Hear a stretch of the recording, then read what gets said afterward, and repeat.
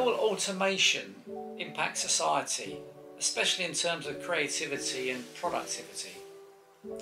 Right. If you think about it, in the past 20 years, things has been automated, and our productivity has increased, in fact. And for example, most machinery are automated, like in the warehouses and so on. So as a result of automation, we have a reduction cost of mobile phones, for example, are made cheaper nowadays. Because of automation. We can do things very efficient, and historically, mobile phones were expensive. They become cheaper because of automation. We can do things better, faster, and that's as a result. Most people have access to the best technology on their hands, mobile phones and computers. So automation has increased our productivity, and we can see that the economy has been growing as well. So the impact has been positive in the last 20 years. Very good. Can you see? How do you foresee the impact of technologies like AI and deep learning on traditional industries? Well, I feel it's going to have positives and negatives. There's no doubt it's going to cause job disruption because some people will lose their jobs, but equally a lot of people will gain new jobs. And in fact, whenever there's technological breakthroughs, there's always this concern that it will lead to lots of jobs, but in fact it usually creates a lot of new jobs. I think there's no difference here. You only got to think of an example like, for example, ordering your groceries from Amazon, through Morrison's. Well, you think you're displacing someone's job working on a till, say, but in fact there's at least 2 jobs that's created, because it's created a job for someone to go around the supermarket and collect all the items. And I've seen them do this for Amazon shoppers with a trolley. Someone's manually doing it, going around the supermarket, and secondly, someone's got to drive and take the groceries. So, okay, I wouldn't say it's created 2 jobs, but 2 new roles, if you like, perhaps within existing jobs. So I think overall it's a positive thing. It will create more jobs, but different jobs. Right. Even if you think about it, historically, technology has been created more jobs, but the fear is always, we've been fearful by automation, but it never happened. No. And in fact, automation has created more jobs. Yes. But there's always fear, I think, in the future, which never happened. Because human beings don't like change, really. That's the reason, isn't it? What industries do you believe will be most transformed by automation in the next decade? Right, as we can see, in a warehouse space, you can see it's becoming automated. You can automate the whole warehouse, and you can make things better. And we can see that with Ocado, for example. If you look at their warehouses, it's actually amazing how everything works. So that we will see an increasing automation in warehousing and entertainment as well. You can automate, for example, using AI. You can automate editing videos, content creation, and so on and so on. So this kind of stuff is going to increase in the long run, and I expect there's new industry will be created based on what we have, and we'll build on them in the long run. Anyway, the key question is, my nephew is a forklift truck driver. Right. What's his future hold? Is he going to lose his job? The key thing is it will take time. At this stage we're still automating, and some jobs still need physical activity that we need a forklift truck to do them. Yes. So in the short term, no, but in the long term there will be an alternative, and there will be a potential it could be disrupted, but we don't know yet. So far, in the last 10 years, people have said forklift drivers will be automated and so on, but it hasn't happened yet. Except for Ocado, because if you haven't already watched the video, there's a fantastic video of Ocado where it's a huge warehouse and it's all run like a railway line of boxes that go up and down. There's holes in the ground where they take goods out of the trolley, put it into the hole, take goods out of a hole into the trolley. And it only takes 7 people to run that entire operation, whereas in the past, I would imagine it would have been hundreds of people in that warehouse. Just incredible. I believe ChatGPT and similar AI technology will disrupt established industry like freelancer, writing, and search engines.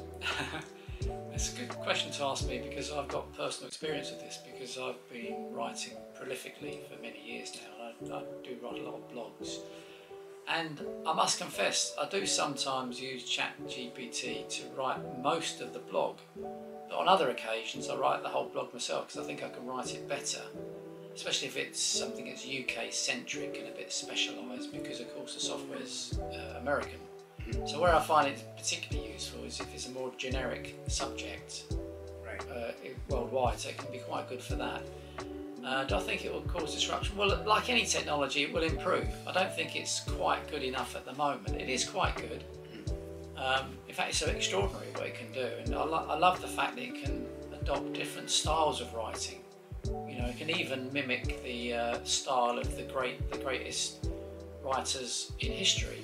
You know, so that you're not actually plagiarising, but you're using a style of writing that's proven to be successful, and the best copywriters and so on. So I do think that's quite an interesting innovation. We don't obviously know how these technologies are going to continue to evolve, but I think they can only get better. But I still think we underestimate how great the human brain is, and it would be very hard for artificial intelligence to ever fully overtake us, in my opinion. So, what are your recommendations for investors looking to get involved in the AI and robotics space? The best exposure is to always, as we always say, find great businesses run by great people. Yes. And they have a competitive advantage. On the top of that, you always have to look for indirect exposure, because at this stage we don't know who's going to be the winner. There's a competition and it's early stage. But if you find a direct exposure, for example, through chip semiconductors, you can have still exposure to AI and so on. Like indirect exposure. Indirect exposure, yes, right.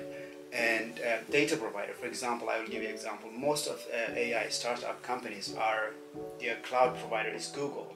So indirectly, if you invest in Google, you'll benefit. Yes. And we know the data cloud business is very sticky business. Once you get into their data, you will more likely to be a customer for long term. Yes. Because you more likely it's difficult to migrate your data from one provider to different provider. So the indirect exposure at this stage is the best one.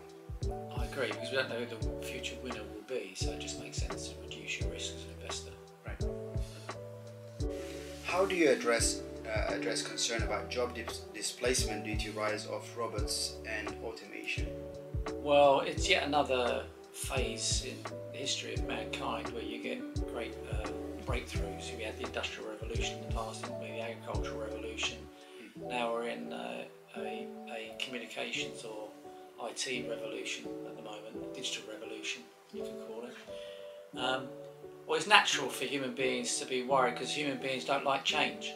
But what history has always proven, that whenever there's a technological breakthrough, it creates huge numbers of jobs. They'll just be different jobs, that's all. So you won't get a direct replacement for the job you lost necessarily, but there'll be new jobs created. It might not be a new job for you even, it might be a new job for somebody else, but there definitely will be a lot of new jobs created. So I think I'm quite optimistic about the future. I think it's going to make our lives a lot easier. All the boring, mundane jobs will be done by robots, and we can enjoy ourselves more and deal with more interesting work and not have to be bored at work. That's my view. How about you? Right, then now you made a great point. Change is constant. I think we always have to change, and yes. Human being always, we have to change and adapt and move forward, and we have to we believe in a time we have to be lifelong learners. Yes. Things are changing fast, so we have to just keep adapting and changing. Agreed. And that's the only way forward. The University of Life. What are the ethical considerations we need to keep in mind as we integrate more robots into society? This is a very good question, because of course robots are dumb creatures and they can only do what they're programmed to do, if you call them creatures, if you know what I mean. We talk about artificial intelligence, but the one thing we've got is a great advantage over robots. We have our own emotional intelligence, and robots do lack that. In some ways that's a good thing, because they can make decisions without being too over emotional under certain circumstances where we required to have logical thought, but in other instances where you need emotional intelligence, they're very lacking. So it's going to be very hard to see how they could ever compete with a human being. I did hear a story once of an automated car, a self-driving car that had to make a decision between avoiding an accident and killing one person, and then going into a group of 3 pedestrians by the side of the road. It decided to kill one person. Now that kind of, by driving into the other car, that's a very difficult moral judgment, and a robot would make a very simple decision there, even though you could argue that in this instance the person in the car might have been a more valuable human being to save, like a very young person, very intelligent person. So there was 3 very old people by the side of the road. You could argue they should have saved the young person. So it's difficult, isn't it? So I don't think robots are quite there yet. They may be in the future though. Yeah, that's a good point. If you think about it as well, we live in a technological war where if you see the cyber attack has been rising between countries, and I think the data protection has to be, data has to be protected, and companies have to spend more to protect their data. If we see, I think that kind of legislation will increase in the future, because countries or companies have to protect their customers' data. The wars of the future, I think there'll be viral, there'll be biological, there'll be technological, there'll be cyber, etc. It's already happening, isn't it, of course? It is happening. So they're the modern wars. Agreed. How automation is influencing the future of education and skill development. Yeah, I think we can see the rise of education as a service. Platforms like LinkedIn are offering as a service you can educate and so on. So that's actually on the rise. On the top of that, if you think about most of the teaching, what would have you will have an AI will guide you through the learning. If you are wrong, for example, it will correct you and it will rank you, and it will give you, how you can improve based on that. So you'll be catered toward what you actually, and you could give you your weaknesses and your strength, and you can work on your weakness to improve. So we will, I think a human being would become more productive, and their learning would be more data driven. So which side you can improve, which will be more toward the best education we could imagine in the future. Do you envisage more like a video gaming type of approach to learning? Yeah, definitely. That will be part of the learning. For example, take things that doesn't happen now historically. We can go back to history, visualizing things based on virtual reality and so on. That's part of the future of education. It would be part of all of this together, and we would have a better education system. But it would be quite technology driven, sort of like an education system. So for you young viewers, that's great news, isn't it? Video gaming in your schools in future. What a breakthrough. In your view, why is AI more of an opportunity for human advancement than a threat? I consider it more of an opportunity, because if nothing else, all the mundane jobs that we have to do now could be done by robots. I could imagine being in my home and a robot cooking a meal, doing the washing up, unloading the dishwasher, and so on. So you could have time to do more enjoyable things of your own. The only disadvantage of all that, though, is that we already live a fairly static sort of life. We don't really move very much, do we? And it's going to get even worse if you've got robots running around after you as well. You'll never get out your seat. You go home, just sit down in front of your computer or sit down in front of the television and not be very fit. So we're going to have to be more disciplined than ever to keep yourself active. But at least you can concentrate on the things you enjoy more rather than having to do mundane tasks, because you can easily spend many hours cooking, washing, cleaning the house. Although many people enjoy some of those tasks, like cooking, for example, it's not everyone's favourite pastime, and I think that could be a positive. Yeah, as you said as well, the key thing is to focus human being to do the most productive task. Yes. And as a result, we will be sitting down and to do the other stuff. But one thing as well, for example, companies like Peloton came out when in the pandemic, right? Yes. So people can exercise from home.